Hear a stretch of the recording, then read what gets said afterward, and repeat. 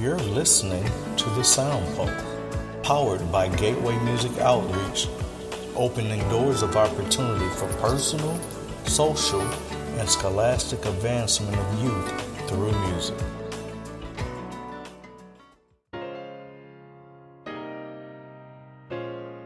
I want to start off by saying thank you so much for taking the time to sit down and talk with us a little bit. I know we mentioned sometime last fall we wanted to talk with you, so thanks for making the time. It means a lot.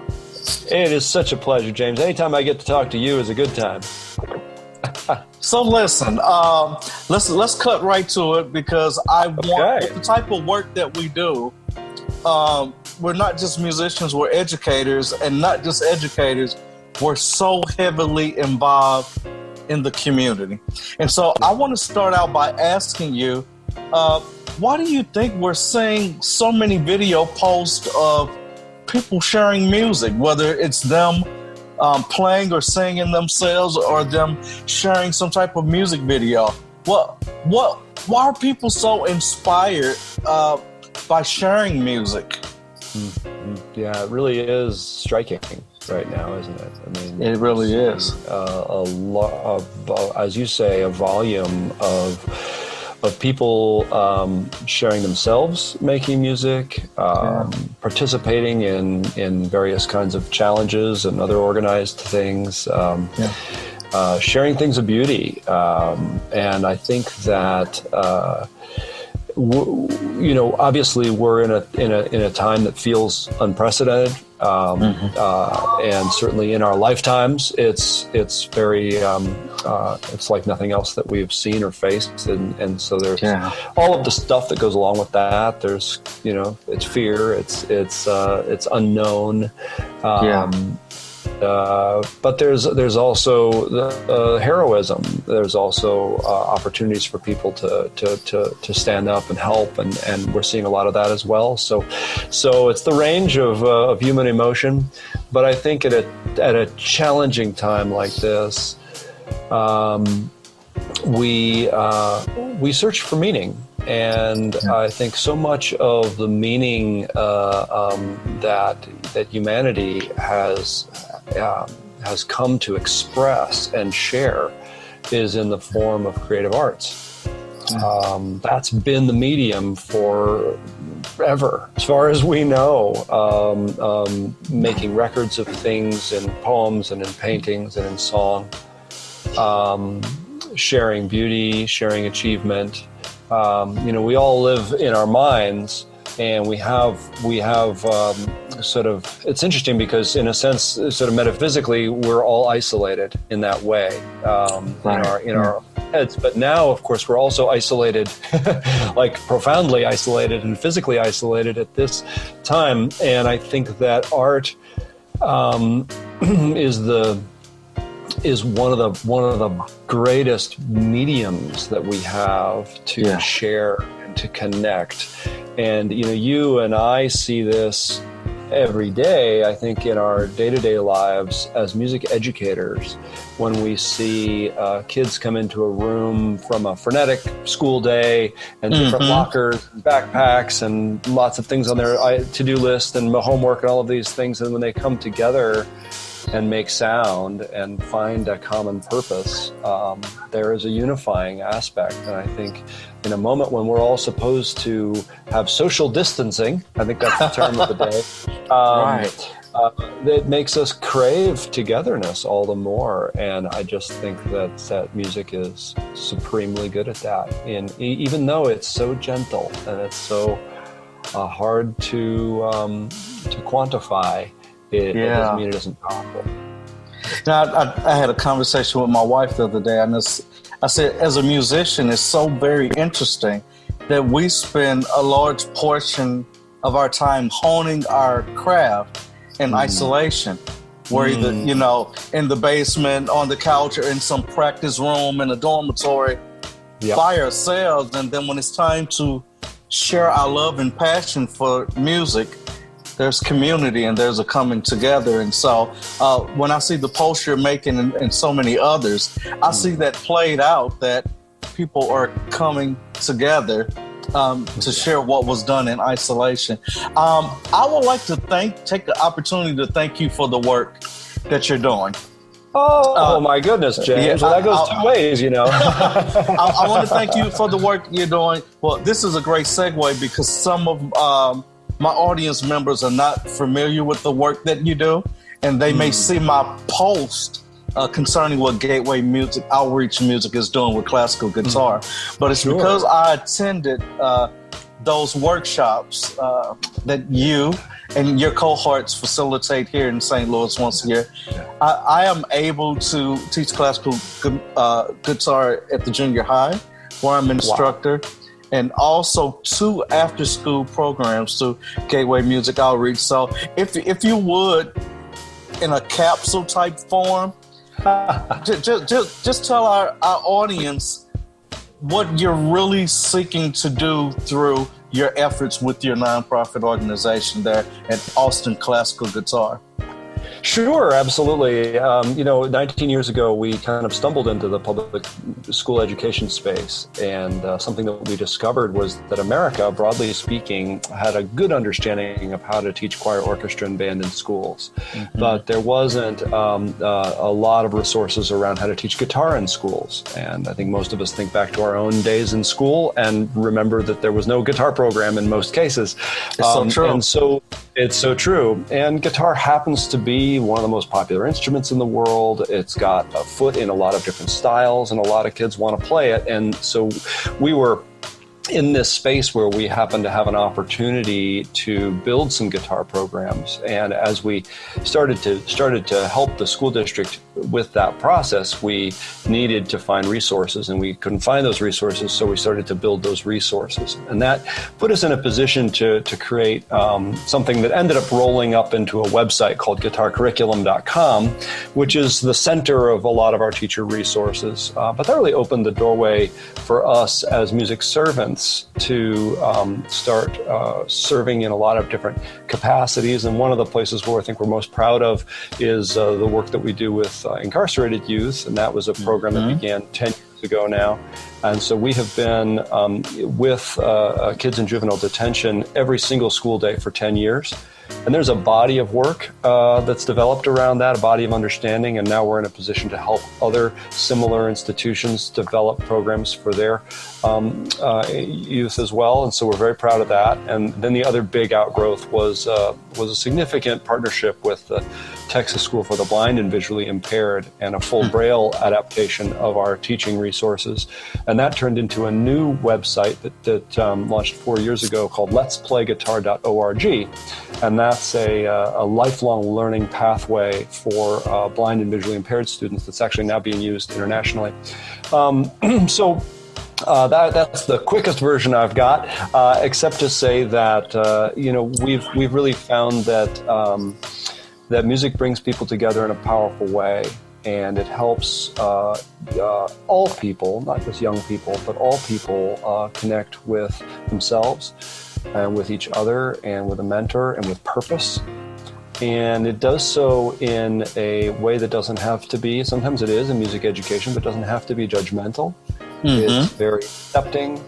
And I think that humanity really needs these welcoming forces in our lives that allow us to be us, allow us to pursue our passions, and really value our individual contributions. And so I think music class can be a great place to do that. And I'm really incredibly grateful that I and my whole team who have built all these programs have had this opportunity to work with so many kids and so many teachers, and that we got to meet James McKay in St. Louis and see just the amazing stuff that you do, man. I mean, it brings me such great joy to be connected to you and watch the smiles on kids' faces as they're holding violins or holding guitars and making beautiful music up there. I want to piggyback that by communicating why I have such a personal connection with what you're doing. It has helped me as an educator to broaden my net. And what I mean by that is this: you can fish with a pole or you can fish with the net. And every student, child, or adult won't really respond to violin, viola, cello, or double bass. But as you so adequately put, guitar is so widely popularized in our culture that, who wouldn't want to learn guitar in some way? So I have found that during our programming efforts in the schools and the community centers, we did not have high attendance, and some of my friends at the symphony are going to give me a hard time about that. We did not have high enrollment for violin class. We have had high numbers in some instances because of student interest for guitar. And so for the students who are not really into sports like me, I've always had 2 left feet, we are able to provide a safe space after school where kids can become a part of a community and feel loved and feel like they have something to offer because of classical guitar. And so I want to thank you and your cohorts for introducing us to the curriculum, which has made it easy and accessible for individuals to teach. And you guys literally have made a great impact on the youth in St. Louis. So thank you for the work that you're doing. It means so much, man. What an honor, and it gives me chills just thinking about it, and makes me want to work harder, frankly. There's so much in the world to do, and I think the things that make the news tend to be the instances of people tearing things down. Absolutely. Because I think tearing things down is fast and sensational.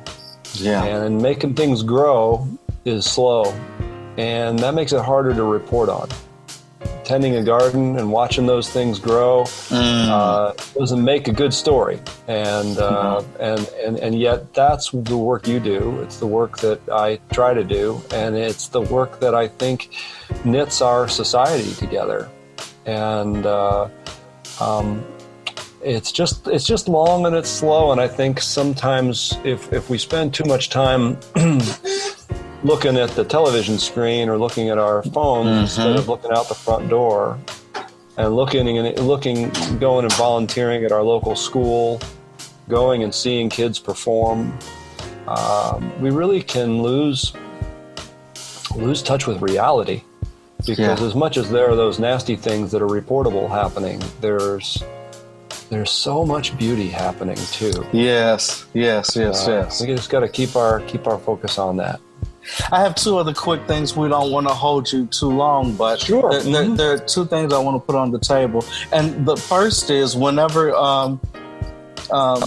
you're a business person, because running a non-for-profit, you have to be business-minded. And in order to be sustainable and go into the future, you have to be innovative. And I have some thoughts rolling around in my head about what's going on with the distance learning. What do you think the education community is going to be able to use as a positive takeaway from this isolation time? I never thought I would be teaching online music theory classes to middle school and high school kids, and they actually sign up for it. So what do you think are some of the positive takeaways as far as educators and what we're able to do with the technology that's out there? Yeah, I think that, I would say that we are all going to learn, and learning is always good. So as we build our toolbox, that's a real positive thing. I think that, the potential around remote learning, distance learning, has always been, I think the promise has always been that you can reach more people more efficiently and so on. I tend to believe in the universe that you don't very often get something for nothing. And I like that. Yeah. I actually do believe that just as soon as we possibly can, I'm going to get my team back out meeting with kids physically, having our class in person, inspiring with our presence, with our commitment to one another, with our commitment to humanity. I would rather reach 5,000 kids directly with our teachers than reach 50,000 kids in a disembodied way. I don't know if that's entirely True, I'd like to still reach the other 45,000 somehow, but I'm not willing to give up that piece of connection, because I really think that one of the things that music as a medium for connection is actually this incredible space in which we learn all of those soft skills. You know, we spend time with a mentor figure. We watch somebody problem solve. We watch somebody care about something just because. No, I want that crescendo to be a bigger crescendo just because it's beautiful. And care about those things that aren't necessarily going to be the difference between a B and an A on a test, but are there because they matter, because they're beautiful, because it lives in a passion space within us. And I think the more time we spend around other people that have life experience and have music experience, the more we transmit this sense of the importance of small, hard to measure things. So I don't know if I'm really answering your question. I think we're going to build a toolbox. That's great. Absolutely. I think if I had one hope, I would say that in this process that we retain as much of the humanity in our lessons as possible. That as we build our online teaching portfolio, that it's not only about, you know, learning these key signatures and answering these questions so that we can give these grades, so that we can get from this point to this point in some sense of understanding, but that we still can through the screen still transmit genuine caring for each individual on the other side of that screen. Allow them to have their voice and to have their creativity appreciated and welcomed. I think that's going to be our challenge, and I hope that we can learn how to accomplish it. That's good stuff. And the last thought I would love for you to lend your voice to is the thought of the impact music makes on us in our humanity individually. As of late, a hashtag that I've been using on my post has been music as therapy. Music is therapy. I remember the first time I taught my middle schoolers, my 7th grade class specifically, I taught them Blue Magic. And they were all locked in, they were focused, they were engaged. And when I gave that cutoff at the end, everyone was there was so much synergy that there was almost a stillness in the room. Yeah. And so there's a spiritual aspect to music. And without going to school to get a degree as a music therapist, music is therapy. And just in closing, will you talk a little bit about what music does for a person? Oh, golly, it does so much. And I think that maybe perhaps there's a couple categories, and these mishmash together a little bit. But I think one of the most important elements to any human being on a daily basis is purpose. Purpose is what gets us from here to there. And life is not about where you are. It's about the space between. And that space between is governed by purpose. And when we engage in Blue Magic, which is a simple little first day, second week tune from the curriculum, it doesn't matter that it's an elementary level piece. What it matters is that the kids in the room can't do it yet, but it's close enough to their capability that they're going to be able to do it in a minute.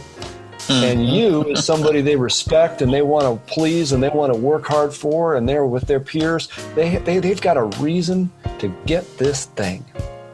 And then they get it.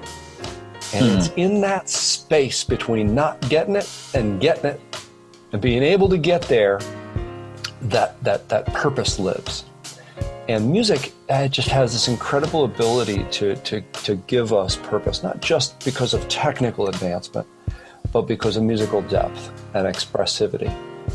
And because of the application of our music to be able to say, I'm gonna take this beautiful piece that I've learned how to play, and now I'm gonna make a video of it because I want to send it to my grandma. That's purpose.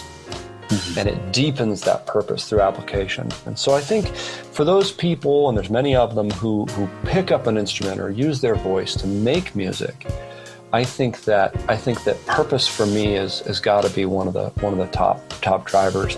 And I think there's another category, and that category is perception or belonging.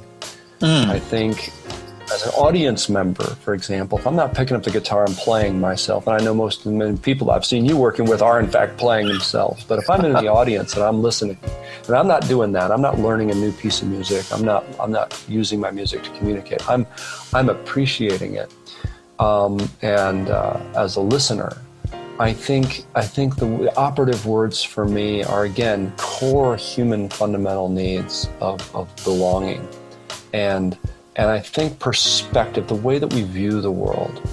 I shared a video today of lively middle school dancers dancing with lively middle school guitar players. And I recognize that piece there. Video. And it's Koi under Moonbridge. That's right. You saw it. I'm so glad. But for me, when I imagine a parent seeing that video, or a parent being in the audience to see that performance, you are filled with so much pride and hope and appreciation. When you're not a parent and you're in the audience, you know that these are children from our community that have made something beautiful, that are working together. There's so much, maybe hope is the word. That's good stuff. Yeah. Well, Dr. Hinsley, thank you so much for the conversation. Thank you for your efforts. And we wish you Godspeed and enjoy the rest of your day. Thank you, my friend. And to you as well, and to your amazing, darling wife, and to all those precious kids that you reach. I can't wait to see the next thing on from you, from Gateway Music Outreach. Thank you, my friend. Thank you. Bye. Thank you for listening to the SoundPost, powered by Gateway Music Outreach, opening doors of opportunity for personal, social, and scholastic advancement of youth through music. Be sure to visit us online at www.gatewaymusicoutreach.com.